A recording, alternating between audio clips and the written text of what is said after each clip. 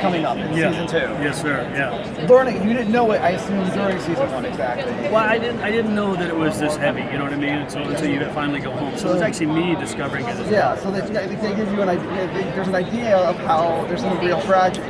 But as an actor, learning this, did it start formulating and changing how you felt you needed to actually play the character, or like nuances of like, and also how do I reflect back as an actor that I didn't know those nuances, so how far should I take it so that it's still the same character? It's funny that when we finally got there to that episode and we started filming, I noticed that I wasn't playing Jake Stone anymore. I was playing him, but I noticed that it was a little heavier. My voice was a little bit deeper. You know what I mean? It was like, and I didn't mean to do it on purpose. You just did it because of the heaviness and the weight of this episode. I mean, all my cards are on the table after this. I mean, you see everything there is to know about Jake Stone. And if for the end game for me is to end up being either Drake from Uncharted or Indiana Jones. And so now that he's no longer bright-eyed and bushy-tailed as he was when he first hit the library, there's a lot more weight on him now. So you start to see him walk a little different, talk a little differently, and it's fun because now I get to start making steps to that end game. Which, if you'll notice, Noah Wiley, he was running around with his head cut off, and he was just a book nerd when we started this thing. Now he's a superhero because it took him 10 years to get there. So I get to start making the steps that Noah took to age and be more experienced every movie that he did. He was a different character, and now he's.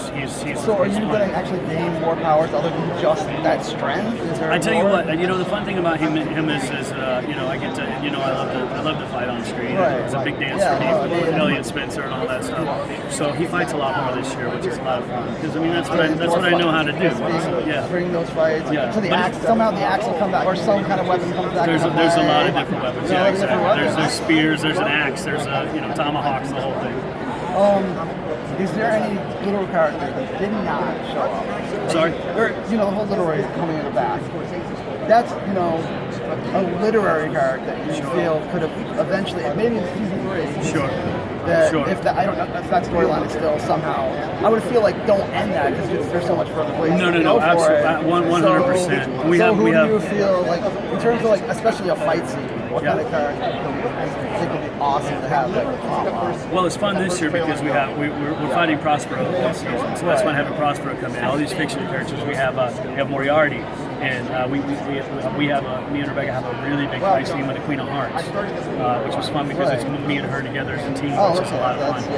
And we have Frankenstein. I can see you guys doing a double team. She's a tough. I don't know if we win that one. I think Eve can kick your ass probably. And I mean, Eve can kick Jake's ass. Yeah. I don't know about you and Rebecca, or her and Elliot. I'm just saying. But is there any character? Oh, absolutely. Eve can kick his ass. But is there any character from books that you like going forward?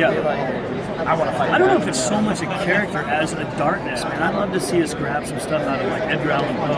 You know what I mean? Just the vibe and the darkness and stuff. Just something a little bit more, not horror, but more like suspense, terror kind of thing. I'm a little upset that Flynn's already killed Dracula because that would have been fun to have Dracula come on the show. I'd like to have seen somebody play him, but. I don't know, man. I mean, we got Frankenstein, so I just, that's a good question. I have to think about that. I mean, we have a lot of stuff with the Tempest. It's a lot of fun. More Shakespeare, not Hamlet. No, exactly. The greatest, and it's fictional characters, so it could be anything. It doesn't have to be. It doesn't have to be that Hamlet. It's more the Shakespeare. Which you'll see, which is a lot darker than most. I mean, like everybody thinks, like Mother Goose, all those things. Those are deep, dark-seated stories, man. And John Rogers touched on it a little bit last year. It's inspired. So the fight scenes, that's your favorite thing, though? Oh yeah, sure. It's more a than dance. anything, because it's like when people learn how to dance, they want to dance for the rest of their lives. I did it for so long on Leverage, which was a dance for me, so I miss dancing. So you're doing any of your choreographing? I do it for me whenever I'm fighting. I don't do it for Rebecca, but I choreographed all the Leverage. I mean, all the fights. Oh, you did? Really? I never had to stunt double.